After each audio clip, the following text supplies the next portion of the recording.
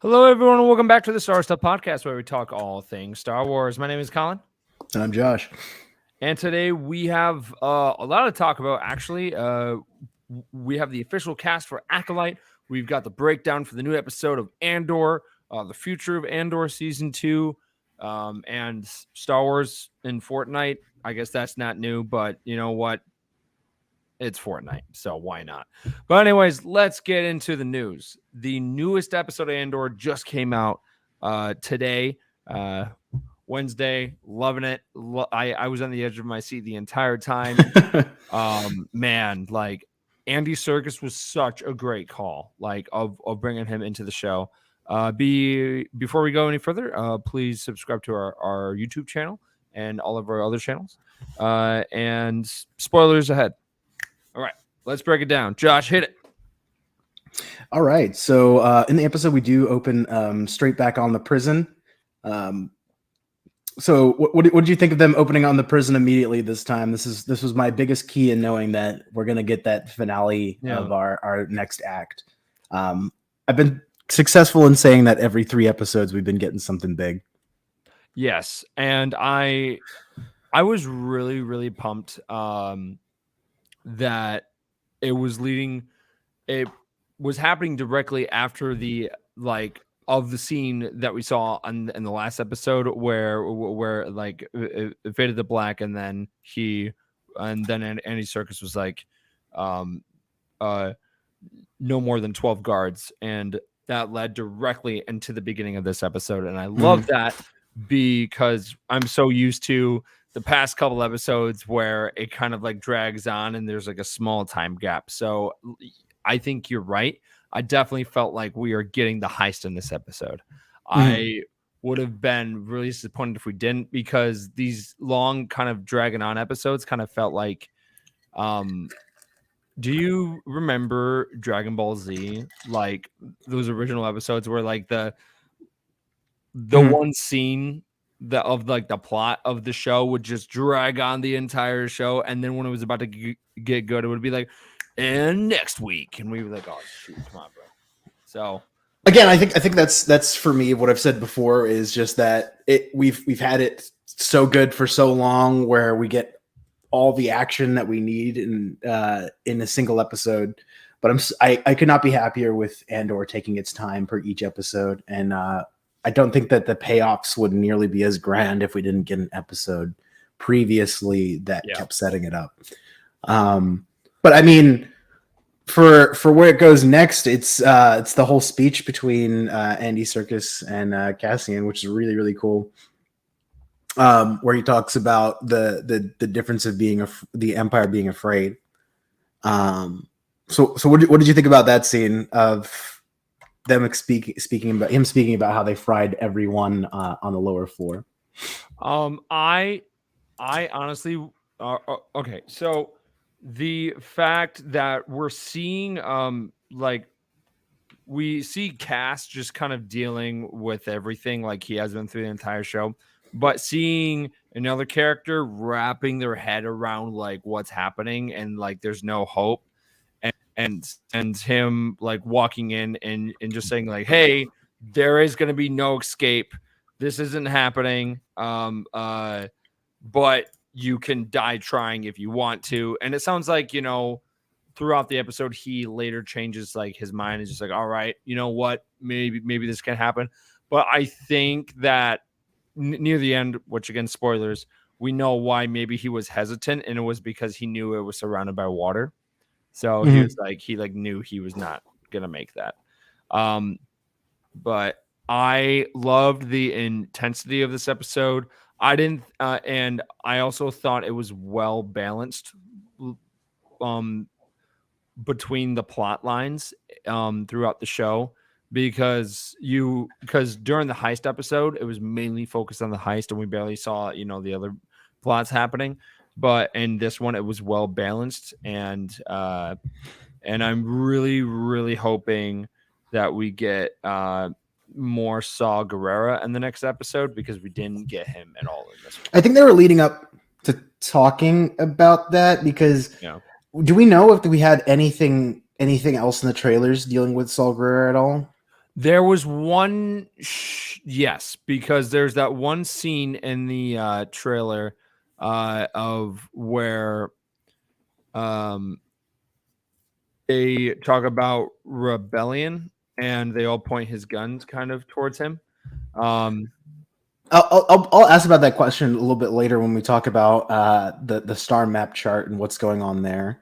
But so later in this, he's so they're still in the prison. They're explaining on what they're going to do and basically revealing to the rest of the whole prison ward that yes, they killed an entire floor because they accidentally messed up because they're truly never getting out of there alive, at least.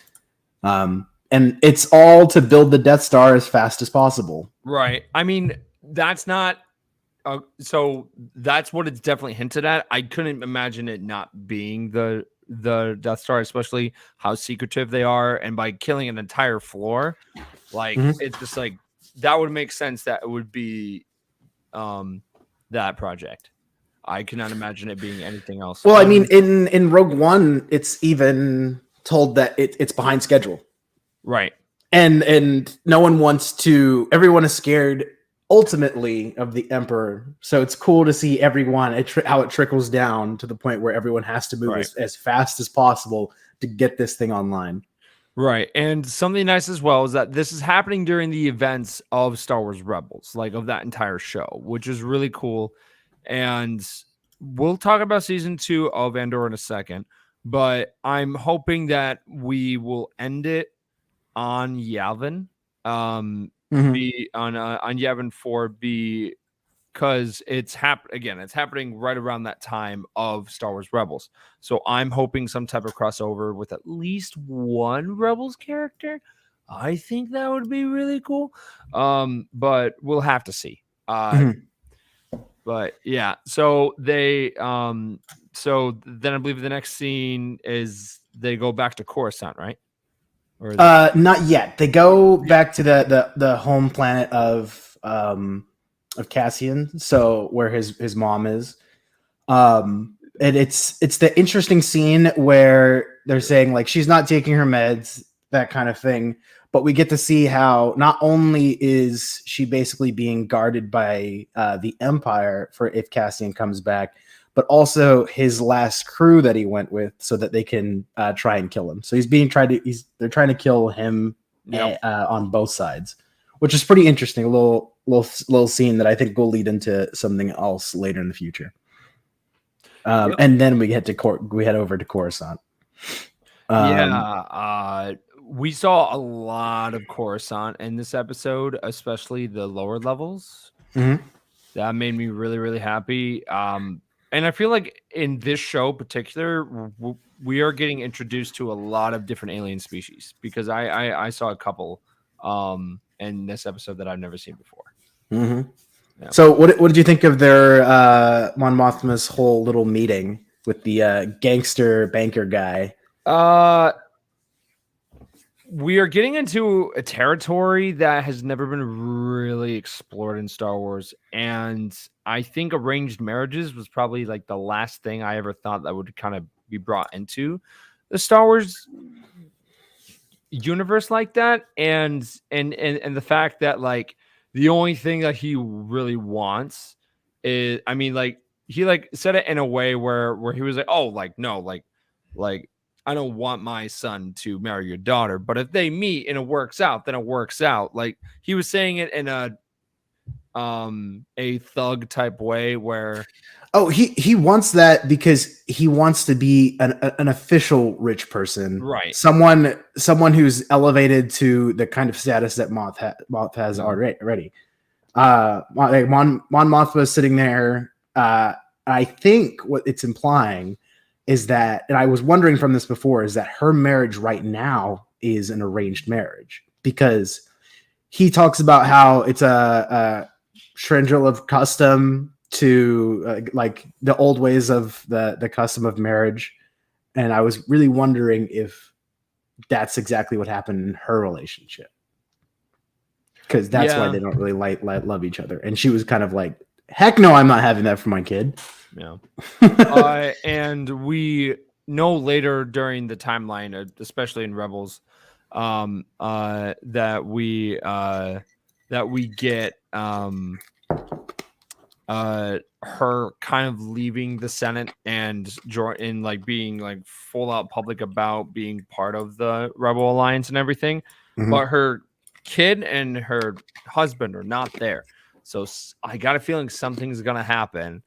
As a Very repercussion to soon. this, Yes. I wouldn't doubt it because Yeah. yeah, I wonder. I really do wonder what will happen with it. But yeah, she actually just completely rejects his offer and sends him packing. But the coolest line from all of it is how I think it's. Let me try and find the line where it's. He asks like, maybe like I'll bring my son next time to meet your daughter, and then she's like, no, I'm not even gonna think about that. And then he sits up and goes, well, that's the first thing you've lied to me about. So I thought that was a pretty interesting line. Yeah. Um, we set over to our next scene, which is back in the antique store. So, what did you think about the speech in the antique store?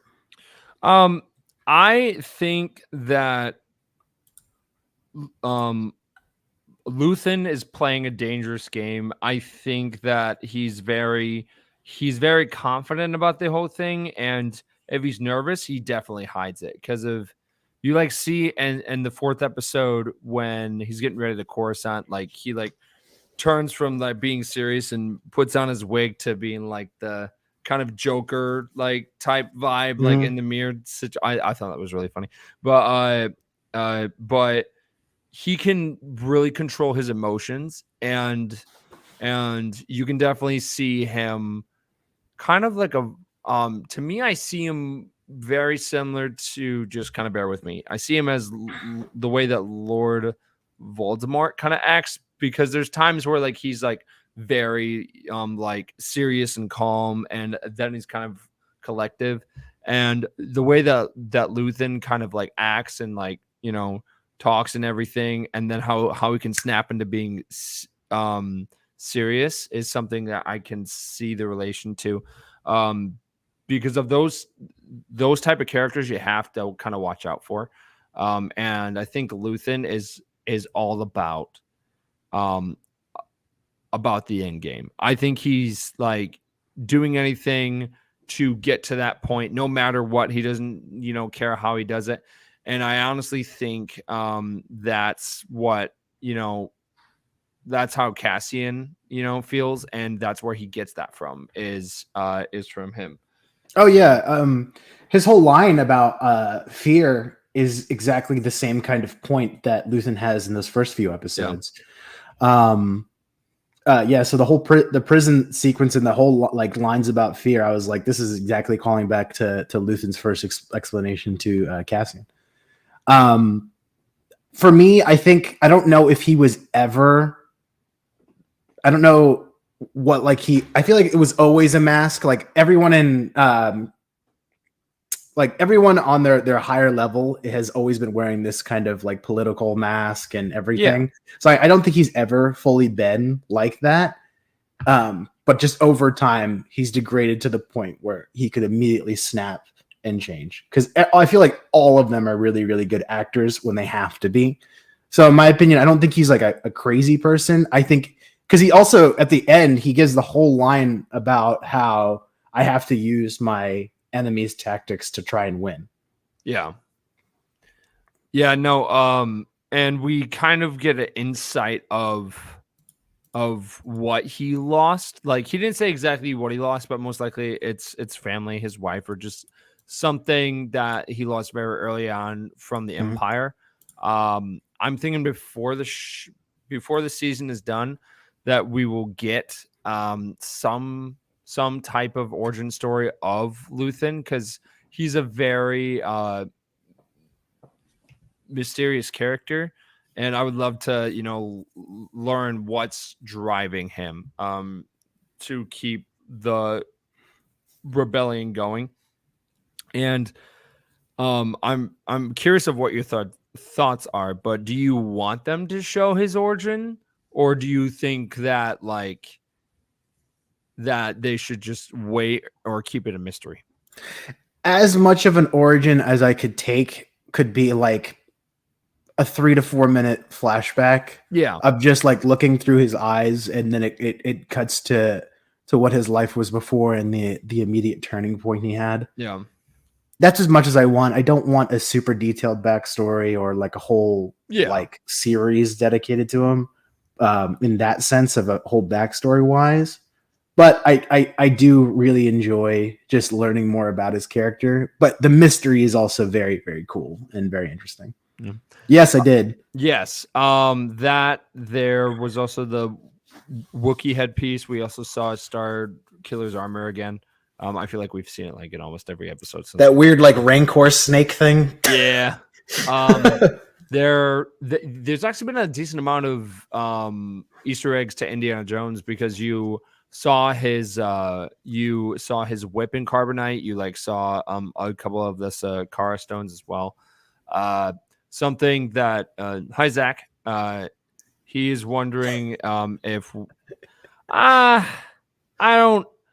I think that's a stretch. I don't think so. I just think that like they brought Andy Serkis in because he's an actor that has a lot of range, and honestly, I'm telling you right now, him like just not wearing any motion capture or anything, just being a normal actor in the show was such a great call, because he brings so much heart to that whole prison break and everything. And I just and I love Andy Serkis. He is one of my favorite actors, from The Hobbit and Lord of the Rings to his stuff he did with King Kong. Just phenomenal. So I'm really, really excited. Yeah, it was pretty funny. I said as soon as he technically doesn't die at the end, I was like, all right, here we go. I was like, people are going to start piggybacking on the fact that it could be Snoke. I was like, it's going to be, someone's going to say like, it's the basis clone for Snoke, and that's why. And I was like, honestly, I could see them going that way, but also the Emperor put like Snoke is a clone of Snoke is a clone of the Emperor, and he just put his force essence into him. Why on earth would they choose him? Like out of everyone, like it didn't make sense to me unless because he was the leader that led them all out in the rebellion at the beginning of this rebellion. So that no, he inspired others just like he inspires Kylo Ren.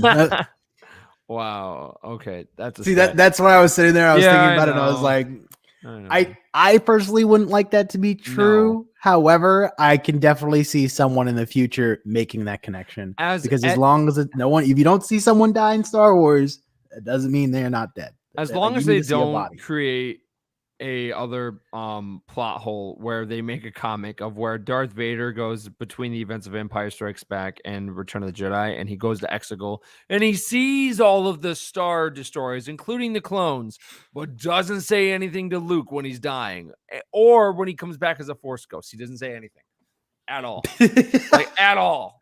So I'm like, as long as they don't do anything like that again, I'm fine, because that was just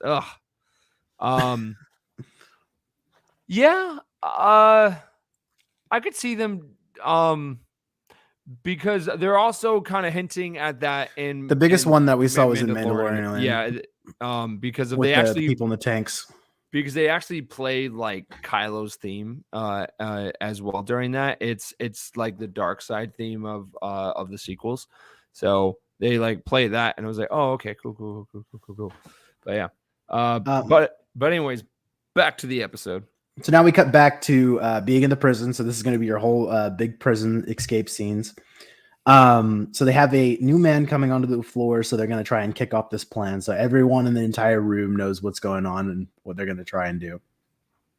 So, what did you think of how tense these moments were for their breakout? And also, did you think they were going to use the water to break out and short the system?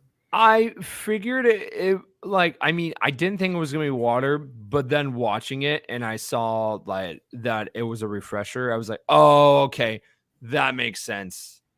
And I was wondering if they were going to short it out, or he was doing it so that like no one had a choice. Like either join in and believe in what we're right. going to do, or if this thing hits, it'll No. hit everyone and everyone will die. So that's why I mean, I thought that, but then I was like, there's no way Cassian's that dark. Like Yeah. I was like, there's no way where like he's just like, yeah, like join me or die. Like I thought of it for like a split second. I was like, no, there has to be a reason. And then when it happened, I was like, that's smart. Oh my gosh, that was genius. But at the same time, do you think that was a happy accident, or do you think they were just being hopeful that that would happen? Well, I think it's a hopeful thing, because apparently no one's ever done it before. I don't think, and he's just smart enough to figure it out on his own. Um, and it's really cool that it was kind of like a little surprise for me, at least, that it was like, okay, we got the water on the ground. Okay, so when they try and shock everyone, instead of it just normally shocking everyone, it shocks so bad that it shorts the entire power system to the level. Right. And I was like, that was really, really cool. I like David, I don't care if it's a toilet. I think refresher sounds better to me. But I don't remember them calling it a toilet, and I don't think so. So what did you think about them? So they go to bring down the new man, and then they start like a little fake fight to get the attention of the guards, and then they go for the attack where Cassian ends up shoving one of the pipe rods into the conveyor for the little elevator platform that they have, and then all hell breaks loose. I thought, honestly, I thought that was smart. I thought honestly, there are so many shows and so many like episodes of different, kind of genres that do the whole prison break thing. Mhm. But this was really, really cool to see, because in those prison break shows, it's very simple. They're like in their cells. They like try and dig out. They like, try and dig under a fence or something. But because we're in the Star Wars universe, it was a different way of breaking out. And this actually isn't the first time that we've had a prison break in the Star Wars universe, because we did have one in Star Wars The Clone Wars where it was Cad Bane, that one mastermind guy. I can't think of his name for the life of me. And then it was Obi-Wan, like in disguise. We actually hear him, use his code name Ben.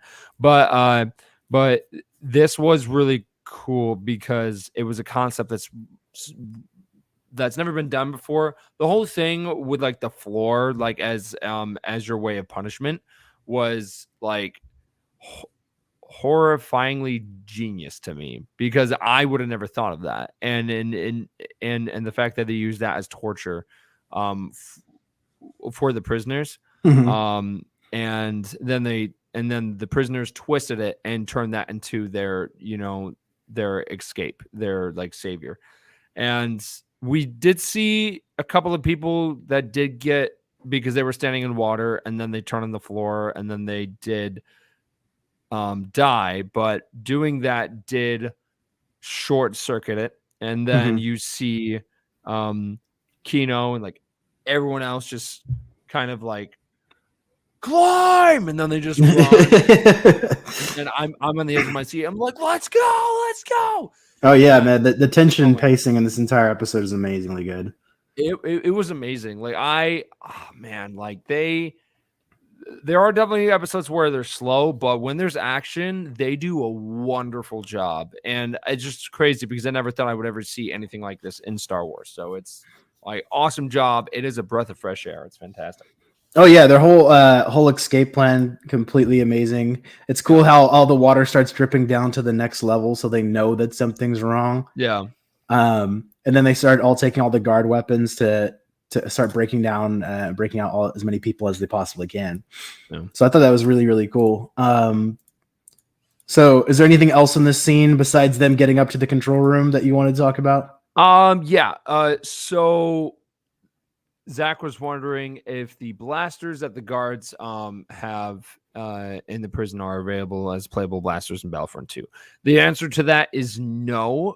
They are a mixture. It does look like they are a mixture of It's kind of the the it's the classic. it's the one from the like A New Hope, the one that they're shooting at when Vader Cor- comes on board. right. So correct, but it's modified because it does have a stock piece on it. On the side of it. So it's that blaster that you see in Andor is not available in Star Wars Battlefront 2, unfortunately. Maybe sometime in the future, but it's not available in the game. But anyways, continue. So they finally get up to the control room, the main control room, and they tell them to shut off all the power. And yeah, so what did you think about that sequence of them finally getting up to the control room for it?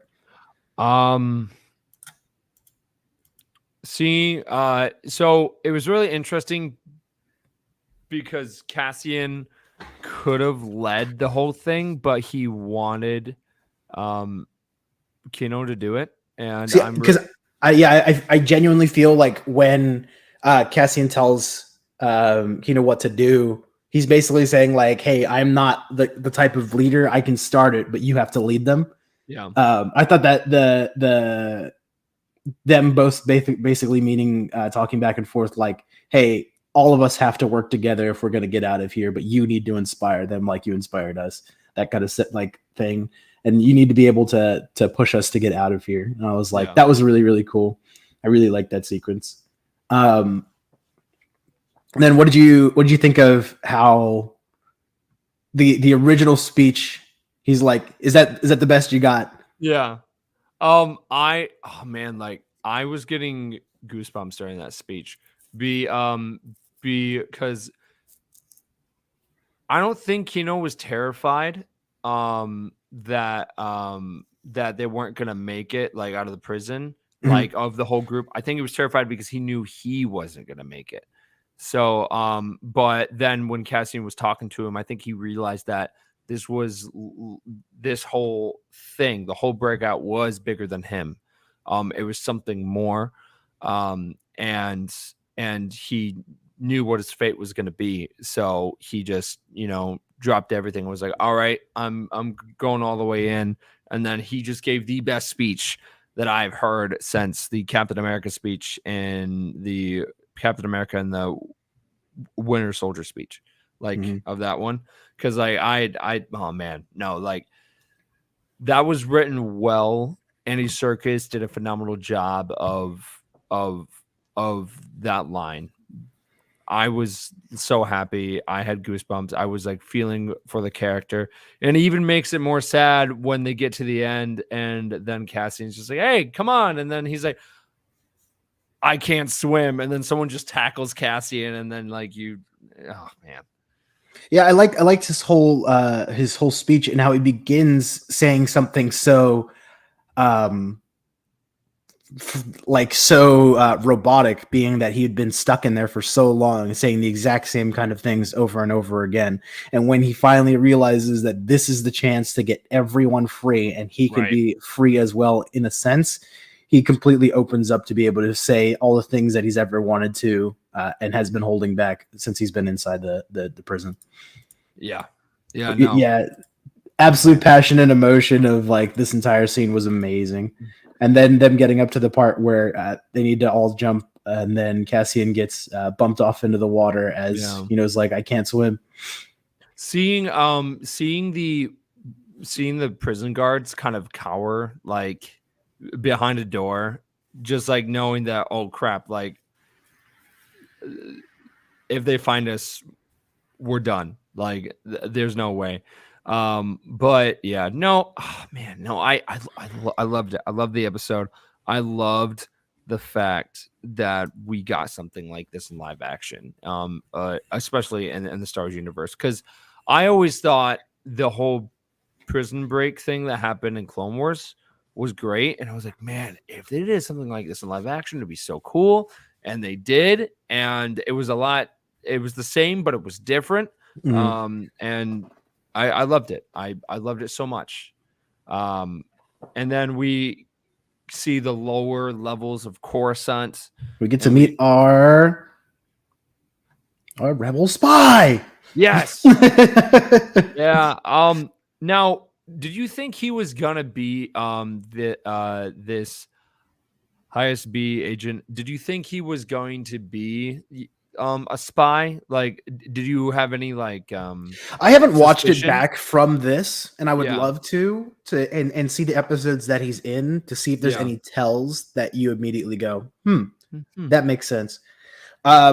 But yeah, I mean, it was really interesting seeing that he was full on like a spy and wanting to be out of Yeah, this because he knows that, oh goodness, it is seriously about to hit the fan. Like things are going down right now.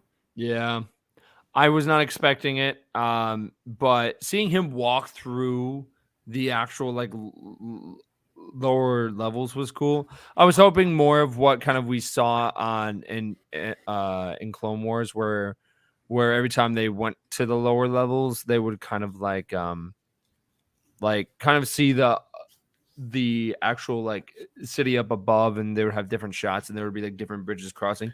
It I just feel like looked like this is like mid level. yeah. I'm okay. So do you think that this was where like we saw Ahsoka in season 7 of that low, or do you think that like they were just below like of the actual like skyscrapers and everything? I think they're Um just below the skyscrapers. I think okay. it's low enough for not to know or suspect anything because I feel like that's kind of like the sweet spot, not too high, not too low, Yeah. that kind of thing. Because yeah, bottom of Coruscant would be amazing to see, but I feel like we haven't committed to it completely yet because I feel like they're gonna save it for something else. No. Um, Uh yeah. what do you think they're meeting? Good. I thought Luthen was very straightforward.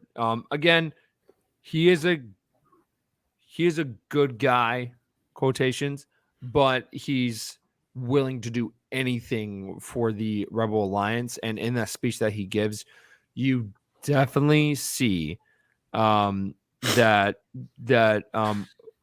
especially with a couple of the lines that he says where it's like I understand where you're coming from. Like you no longer want to be part of the Empire, and you no longer want to be a spy, but you are too valuable to leave us. So you're kind of trapped. Can't really do anything for you.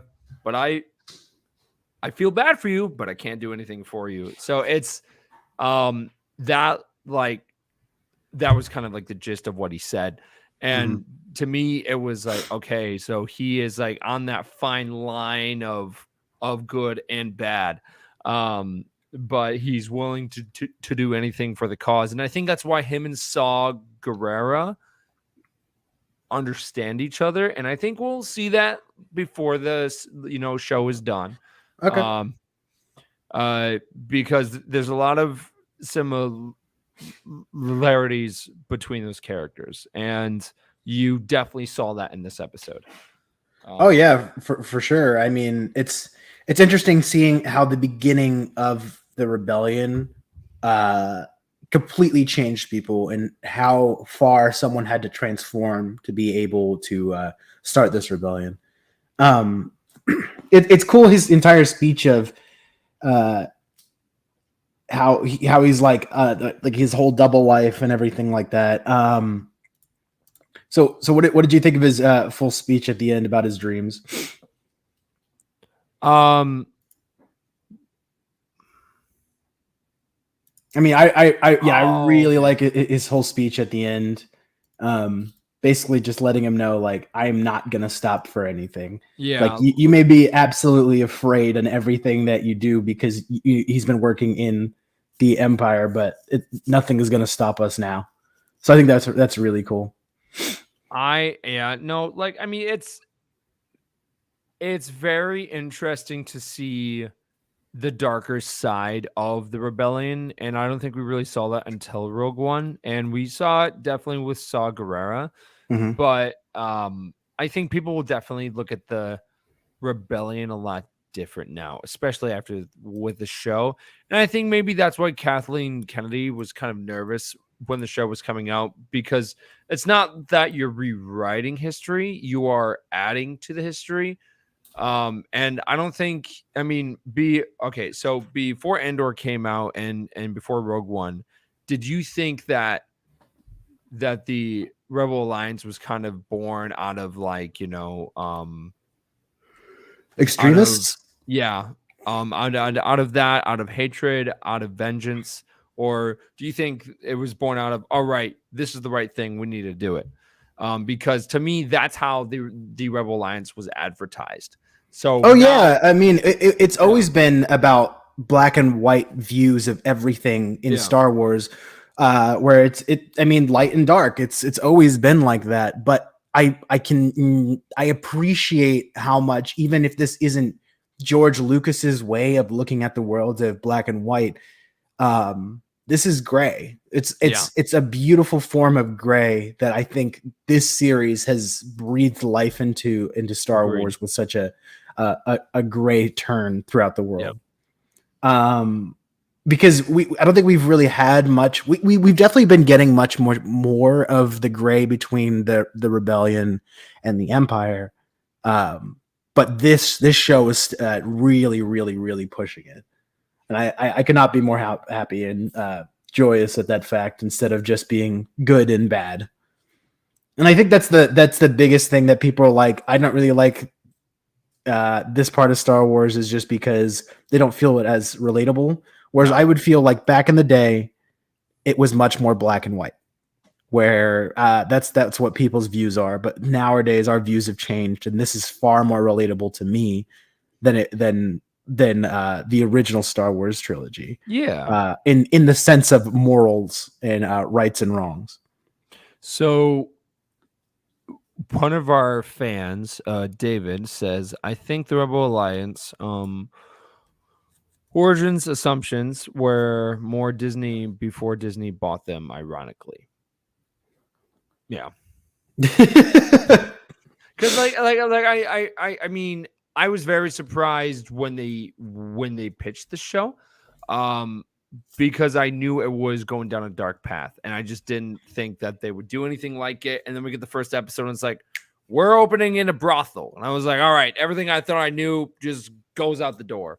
Like I was like, all right, we are going down a dark path. And Mason got what he wanted. We have something very close to Game of Thrones, and honestly, I think that road will continue because I we'll hope talk so. in a bit, because we're getting the show Acolyte. Now that's going to be all about like um, the Sith and dark side users and everything, and we actually have the actual plot of the show, the actual description of the show, dropped and cast, which again we'll talk about that in a bit, but season 2 of Andor. Right now, season 1, we've got 2 more episodes left. The last episode's on November 23rd. Uh, how do we feel about the season finale? Do you think we'll see more of Saw Gerrera? And that's something that Zach was also asking as well. I would assume so. I think we talked about how there's a part in the trailer that we haven't seen on screen just yet of Yeah. Saul. And the one of the other interesting things is that that end episode of showing how Cassian and I forget the other guy's name are on the beach. Those two do make it on Scarif. Yes. They are both on the Scarif attack. So we know that both of them will eventually join the rebellion. I don't know how, and I think that we'll have some lead up in the next few episodes, and whether that's with Saul Guerrero or not, I don't know. I hope so.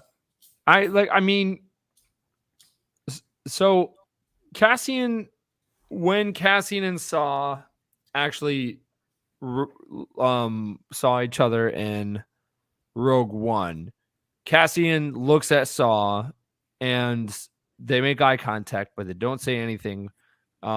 Because I'm talking about the scene where Cassian like kind of breaks out of the cell. He goes and grabs Jin, and Jin's all emotional because she just got the hologram from her dad, and then like Saw kind of stands there and they see each other, and then they just kind of leave, and then he does this line of the Jin, save the rebellion, save the dream. And it's like, oh yeah, cool. But yeah, no, I could see them maybe having some type of history.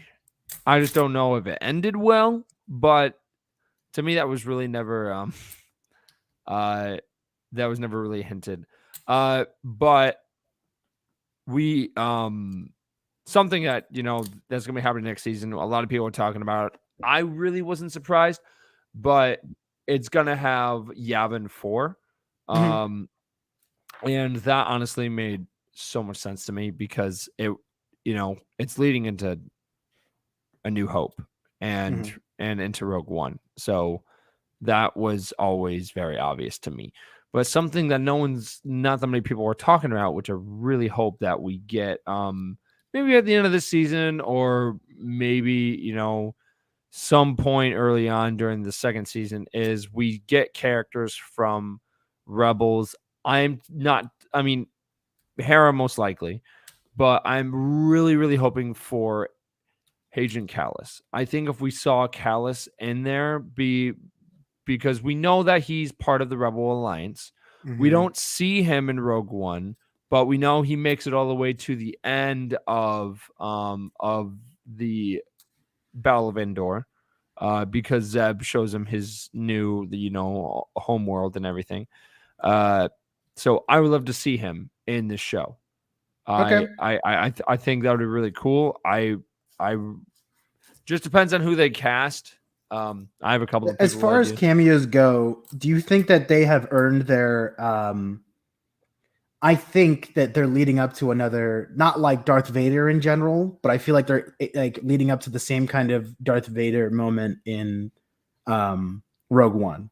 So we've had that whole Darth Vader moment again when it was in The Mandalorian. I feel Yeah. like they're leading up to something like that in the future. I don't know if it's going to be at the end of this season or But it's going most to be. likely it will lead into Rogue One. Yes. Okay, so I agree with that because I think we'll get Krennic. I think that might. I mean, that would be a cool Darth Vader moment. But to be honest, I It doesn't think have to be Darth Vader. I'm just saying in general, like anyone big. Krennic makes sense. Um, Pretty much anyone from big enough from the Empire, I think would be really cool. And right now, the girl is, I think didn't talk about it in the episode, but the whole conversation that Luthen has with Saul Guerrero is for a separate mission that we haven't really seen anything for.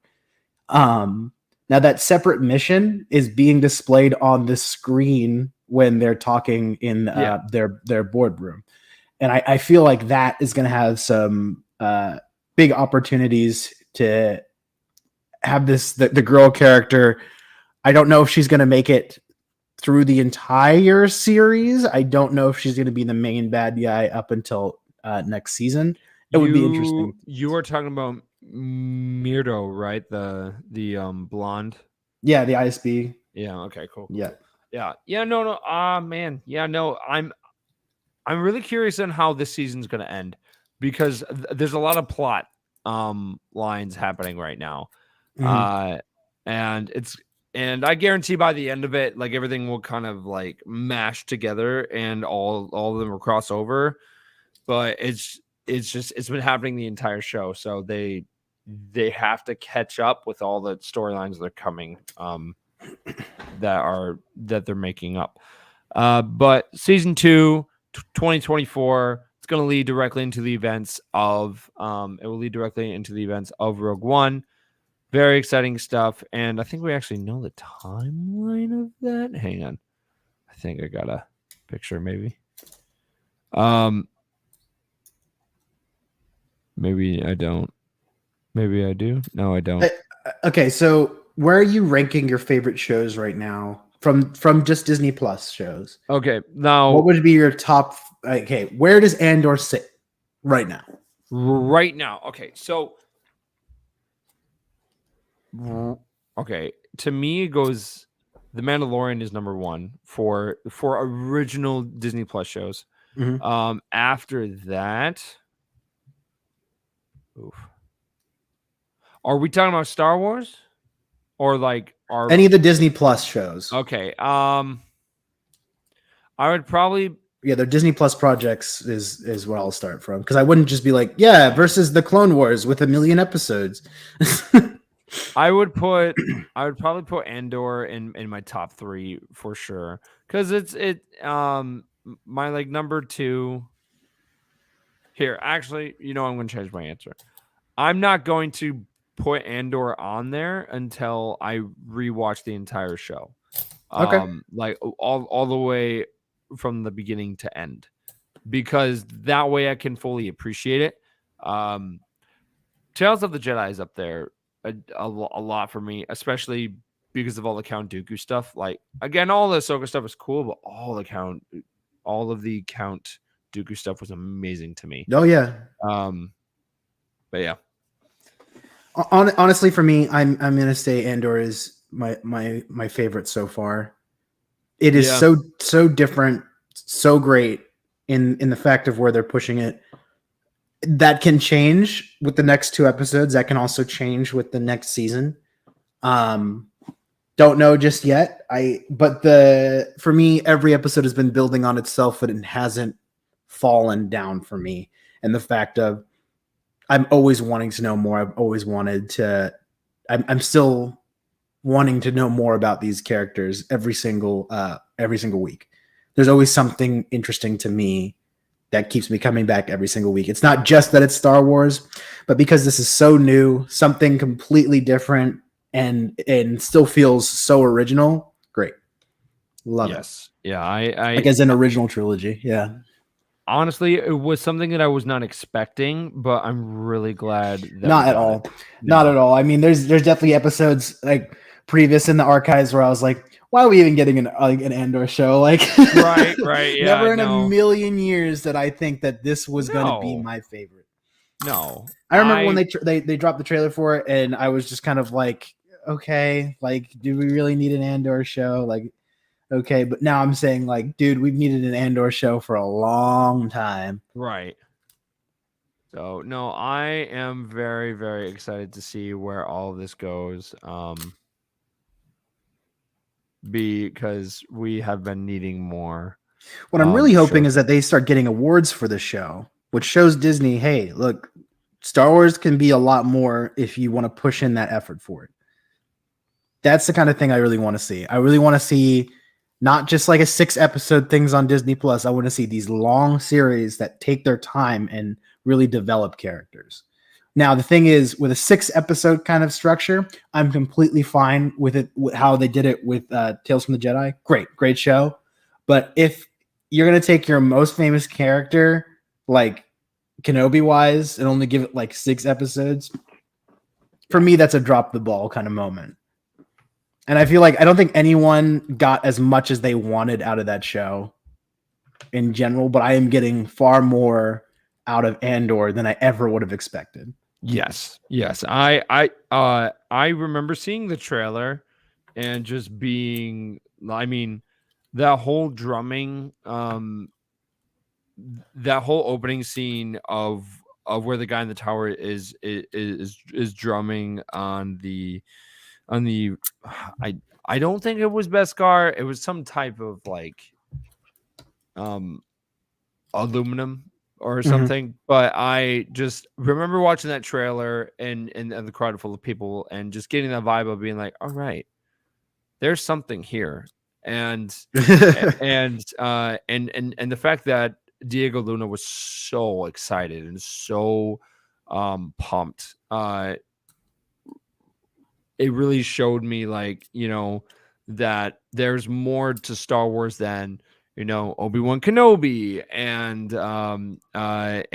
Vader and Luke and all that stuff, because we've been so caught up in the Skywalker saga and with all these other main characters for such a long time that some of us maybe never really open up the possibility of being open to hearing or watching some of these side character stories. And Cassian is a fine example, because his like story was something that I don't think anyone really thought that we needed, but I'm really, really glad that we got it, because it's showing us a different part of the galaxy that we never could possibly imagine, and we're getting it now.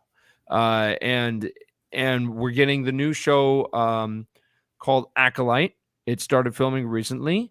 That's not the best quality picture. Sorry about that. But it does have a great cast. And they also dropped the actual plot of it. So I'm very enthusiastic. What are your first thoughts? I feel like I'm excited, genuinely excited about it. I want to see more of it before I give my opinion about it. But I had been saying for a while on the podcast that this was my most excited project just because of how different they can really take it here. And I really hope that even now, even with how people have seen Andor, it gives them a little bit more creative.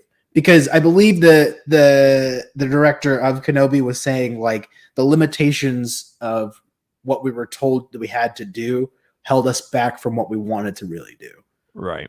And with such a big character like Kenobi, there's a lot of limitations. There's not as much for Cassian Andor, but we still know his story and how it finishes. We just don't know his pre-story.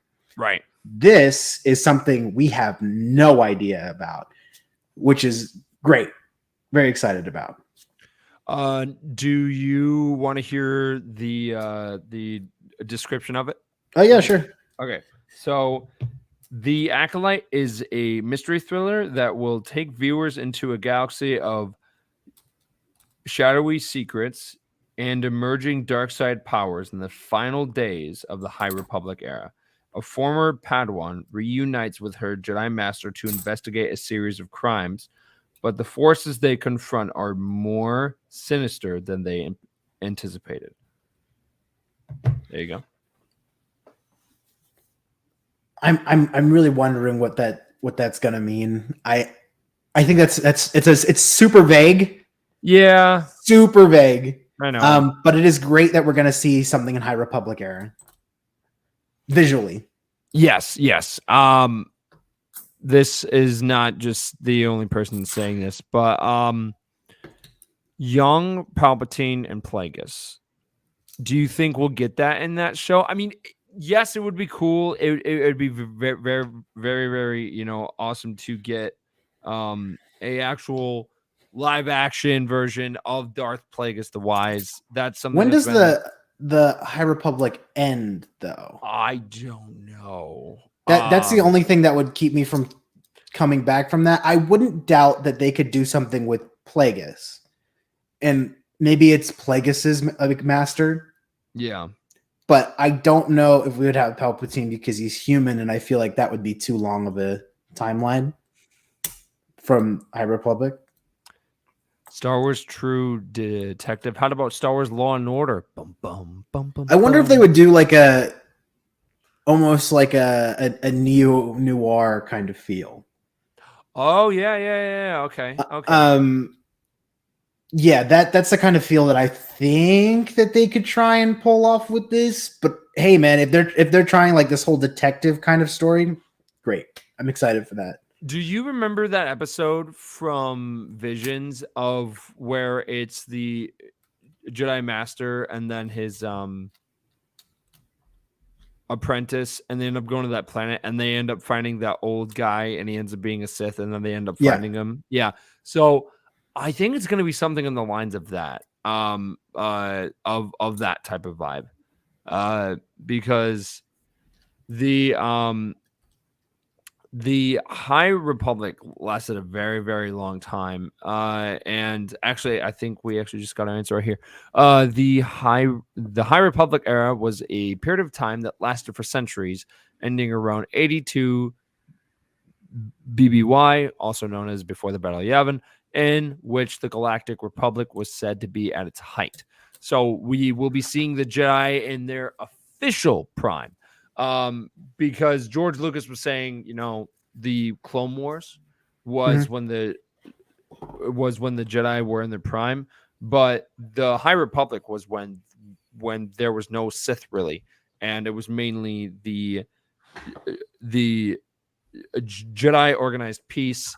They really weren't about the Senate, and like they were not at that point of that we see in Tales of the Jedi, which our favorite new origin of a Jedi, Count Dooku. It's not like that during the High Republic. It's when the Jedi are doing what they set out to do, and they're not really ran by the Senate, and they are actually serving the Republic. Of what we see in Tales of the Jedi with Dooku is when it's past the High Republic, the Jedi are so they have fallen from their ways, and they are driven by politics, and you can definitely see that not just in Tales of the Jedi, but throughout the prequels. And it just plays a huge part, and that's why the Jedi fell. And it's do we know lost their way. is there an explanation of when they really when it first began of them starting the politics side? Because I think that would be a pretty interesting story to see the first Jedi who was like, hey, we don't want to be just like mystical warriors to you guys. We want to be able to protect all. We want to be able to protect all the galaxy. And you see that little bit of like poison start from the beginning that ends up completely destroying them towards the future. That would be pretty interesting. I could see them doing of actually kind of explaining that maybe in the show in the Acolyte, because of the description says that it's at the end of the High Republic era. So with that being said, that might lead into the territory and the type of vibe that we get in the prequels of where it leads into the politics. And because they definitely knew how like I would not doubt that, because the plan was so long to be able to finally crush the Jedi. Yeah. I would not doubt that we would have a really cool scene of them, the Sith finally enacting their first step of the plan. I think that would be really cool. And it was in the first step of the plan being just to make it political. That sounds awesome. Something else as well that you have to remember is at this point, Yoda is alive. He is maybe in his, end of the High Republic era, because of the High Republic era books are taking place 200 years, I think. So we're at the end. So most likely he's like, maybe 600, 700, maybe going into 800 years old, possibly. I mean, I don't know, because we don't know the exact date of where Acolyte's happening. But he will be there, including Maz Kanata as well, as David said. But I'm very intrigued to see how all this is going to play out. I think we'll see, Coruscant again, and it's going to be in a different era. I'm excited for a different era. I'm excited that we won't be dealing with stormtroopers, clone troopers, or anything. That we are dealing with a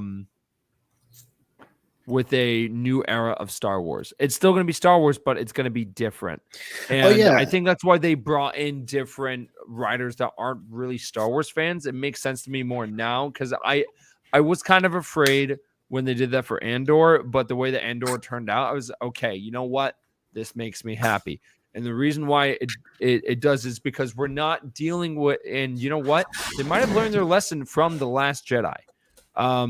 Because if you brought someone that is a fan of Star Wars, Rian Johnson, but he wanted to put his own twist on it, and he was dealing with main characters. Okay? I feel like there's two differences. I think Andor hits that sweet spot where they said, hey, look, we'd love to do something new. We don't really know much about Star Wars, but you can guide us on that theming part. But we have our own ideas of what we would like to be able to show on screen. Correct. And they respected the material enough to be to allow them to do it. Whereas you have other times where people are just fighting against it so hard that they just leave the project. Right. And we get like projects that are just up in the air forever. Yeah. and I would not have as slow as Andor was, and I say that a lot because at first I was skeptical. I will admit it, I was skeptical. But the way that the show has turned out and like it's kind of made its path, I really enjoy it. I really enjoy it. The like wait was definitely it made me nervous, but the way that the show is going has made me very, very happy. So I'm very I am excited to see of where the show goes. They have a great cast. They have Daphne Keane from The Matrix, and they've got and she was also in Iron Fist 2. And they've also it hasn't been officially announced, but it looks like she will be in it. Who's the girl that played the daughter of Logan in Logan? She was like X2. Don't remember her name, but yeah, I know what you're talking about. Yeah, her. So apparently she will be in the show as well. They and then the rest of the actors, I really don't know any of their projects. I think someone was from Westworld and some of those big major shows, like as like side characters, but kind of bringing in no names is okay with me. I mean, not no names, but like not well known people. I'm fine with that. Because them having Skeleton Crew, which again we really haven't heard anything that much about it, but I'm still very, very excited to see how that turns out. Because it's a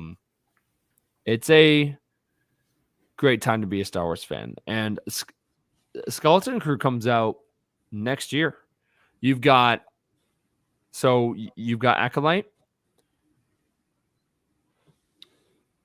Bad Batch season. Yeah, here I actually, I'll try and go in order. So January 4th, you've got Bad Batch season 2. After that, you've got February. You have the 3rd season of The Mandalorian. Ahsoka and Skeleton Crew, and then the game Jedi Survivor is going to be happening in March. And then the Acolyte's going to be happening in the fall. You've got Indiana Jones 5 happening at some point. I know it's not Star Wars, but it's still Lucasfilm, so I wanted to mention anyway. And I believe that's everything for next year. You've got 6 Star Wars projects happening next year, and that was not even including Star Wars Celebration, which is happening in London. So it's like there is a lot of Star Wars happening next year where it's not just announcements. It's like it's actual projects. We're now in that stage where we are getting, and I remember when they announced Ahsoka, and I was standing right next to my wife because I cannot, not remember her screaming in my ear of how pumped she was of when they of when they announced they were doing Ahsoka. So the fact that we are getting all these shows next year is very, very exciting. Oh yeah. And we will. So the show Willow will continue from this year into next year. Did you watch the original one? Yes. Yeah. Okay. Are you optimistic about the new one coming out? Like, I honestly think it will be good. I think it will surprise people because I would love it to surprise people.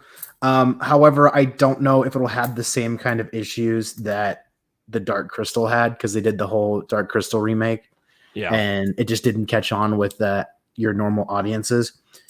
Whereas like the fans of the original Dark Crystal absolutely loved the show, but it just didn't catch on with the average public. Which that's the fight that you always have to do, is like, I bet there's hundreds of projects that people want to do that like fans want, but fans don't rake in the same kind of money as just the average audience does. Yes. So the last episode of Andor comes out on November 23rd for season 1, and then we have that gap from November to January of no Star Wars projects, like something from Lucasfilm, which is Willow, that comes out November 30th. But we're not getting any Star Wars until until January. But apparently there will be a trailer from like the official trailer for Mando season 3. That Christmas? will be yes, they'll be coming out on Christmas Day. And then November 12th. But you've already seen the trailer, right? Yes. At Star Wars Celebration. I mean, I would be really happy if they showed that exact trailer online because there's scenes in there and there's the music is so satisfying and it gets you so pumped up. So I would be okay with that, or maybe them even showing like a of getting of people pumped up for Ahsoka. So I would be okay with that. I am hoping that we see something for Skeleton Crew very soon, because that's the second most expensive show that's ever been made in history. Mm-hmm. And I'm not gonna lie, I've got high expectations. But on November 12th, it's more of a rumor. There's a possibility, but apparently there's going to be a Grogu short that's gonna hop on Disney Plus. Mm-hmm. It's gonna be maybe like around 10 minutes long. It's called Grogu and the Dust Bunnies. I don't know if it's animated. I don't know if it's like it is. It's probably supposed to be like a kid's short or something, but mm-hmm. Who knows? And then if you're, into Fortnite and all that stuff, Luke, Leia, and Han are now available on. Do they have a specific skin for them, or is it just? Oh yeah. So they have the Return of the Jedi suits for them, Empire, and then New Hope. And Luke has his his poncho, kind of black cape thing from Return of the Jedi, and then he's got wearing his normal stuff. And then for Han, his normal New Hope, and then his Return of the Jedi, costume where he's not wearing his giant his jacket, and then he's got his jacket that he wears in Return of the Jedi. So cool. If you like Fortnite and you like Star Wars, there you go. I know Josh plays sometimes, and I heard it's crazy now because you've got like Thanos in there, and then you've got like Dragon Ball Z, so you've got Goku and all that stuff. So I just heard that it's like kind of chaotic now. So being on the video game side, do you think that there'll be any video games trailered for that have a bigger emphasis on trailering video games at Celebration, or do you think we're gonna okay? Yes, 100%. Because we haven't had like a new one besides Lego Star Wars, which the new DLCs are out. They're like slowly leaking. I have played the Clone Wars characters, and they're cool. They're honestly cool. I just wish that we got more levels. I think that would have been, more amazing, because as cool as it is to have 400 characters, I want more planets. And if we got a couple of the planets from Andor and Kenobi, because that's what these DLCs are. So like of the new shows coming out and the Book of Boba. So I'm hoping that we get more stuff for the new Lego Star Wars game, but for game wise, I think they're gonna do something for Battlefront 3. You and I will be there. We will be the first ones in line, bro. I genuinely think that because of how poorly their the Battlefield franchises have performed, they know that the one franchise that even if they don't get it right from the beginning, that will continue to grow and have people there. Star Wars Battlefront. They were on the verge of greatness. They were about to do Coruscant with Ahsoka and Ventress, and then they were like, guess what? We're making the new Battlefield. I pre-ordered that game. Crap. Major crap, bro. I'm sorry, but it was just like I was so disappointed. I was so disappointed in the game, and I was like, you quit working on a masterpiece for this? You're out of your mind. Because at the time, Battlefield did make them more money, but nowadays I think they're like, no, that's not going to make us nearly as much money. No. But yeah, you start putting in like hero characters like the Mandalorian, like all these little Oh, characters, dude, dude. could You you could have imagine that? hundreds, Oh my hundreds of god. them now. Get Ahsoka Like, in there, man, yeah. so good. And there is also the open world Star Wars game they're doing, Star Wars Eclipse. There's a lot of games that they're working on right now. And Jedi Fallen Order was a huge success. That is not like a exaggeration. That was probably one of their best games that they have come out since the Oh new yeah, Star Wars man. Battlefronts. Like that Respawn's game. insanely cool. So I think for the going for the future, I'm really excited for the Ubisoft game. That's the one I want to see the trailer for the most. Yeah. I don't know if we'll get anything until the Avatar game is released first, because Disney Yes. said, Yeah. I have a deal with you. You make me an Avatar game, you can make your Star Wars game using everything the same way. And they are doing that right now because we know the Avatar game is coming out next year, in the spring. So after they do that, it's all hands on deck for the Star Wars game, and that's what we need. And then the Knights of the Old Republic remake is still in the works, but it's got a whole different like higher up team. So it is different executives and people and like, you know, all the animators. It's a whole different team. Like they have rescalped that entire thing and they just have their own thing going on now, and they're trying to rebuild and kind of rethink of what it was. And I think they've kind of learned from their mistake, because they have announced a lot of projects the past couple of years that we're just like, all right, we're canceling this. Because I remember them saying like, oh, like we are doing the show Rangers of the New Republic, and then that was like that's not happening. And then there's also the other show which they have not talked about at all. I think it will come out next year. I don't think it's gonna be. I mean, it might be in the lines of Tales of the Jedi or shorts or whatever. But it's called The Droid Story, so I think that will come out next year, because that's been in the works for a while, and they actually have already worked on stuff. It's like already animated and everything, apparently. So I am hoping for some type of announcement. That show is going to be, you know, with R2 and C3PO going on their own adventures. So it's going to be like their own show about that. I know. Okay. Yeah. But yeah, no, honestly, I'm I think that's everything. I'm super, super excited for next year because there's so much Star Wars coming out.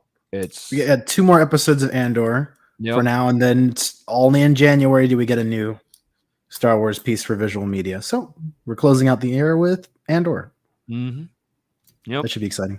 Dude. It like definitely has been a great year for Star Wars, and I loved that we started out with Book of Boba Fett, and you know that led with Obi-Wan and Celebration and just all that great stuff, and now we're ending it with Andor, and then we're starting a new year again, and so many Star Wars projects, so many old faces coming back to the screen, and it could not be a better time to be a Star Wars fan.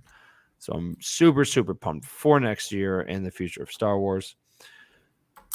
We appreciate all of you being part of our group. For everyone on Facebook, we have the Star Wars Stuff group and Star Wars Stuff podcast page.